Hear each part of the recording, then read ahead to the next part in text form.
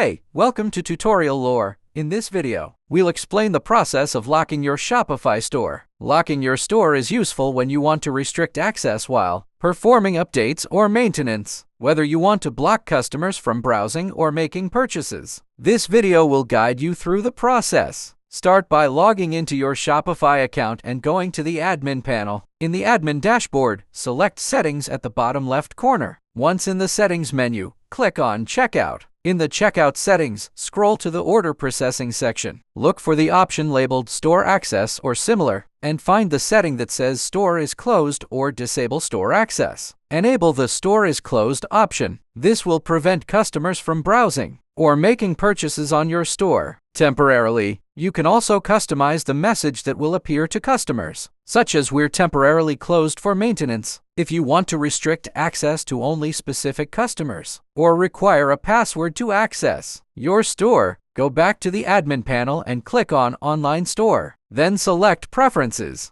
In the Password Protection section, enable password protection and set a password that customers will need to access your store. Alternatively, if you want to keep the store open for browsing but prevent purchases, you can disable the checkout process. Under Checkout, uncheck the Allow Customers to Checkout option. This will stop customers from completing orders, while still allowing them to browse the store. After adjusting the settings, remember to save your changes. Your Shopify store will be locked, and customers will see a closed store message or be asked for a password, depending on the settings you've applied. To unlock your store, simply go back to the same settings and disable the Store is Closed or Password Protection option. Your store will become accessible again for customers to browse and make purchases. If you don't understand something or have any questions, leave a comment below. This is not a commercial or paid promotion, but an informational video. For copyright concerns or inquiries, email tutoriallorebiz@gmail.com.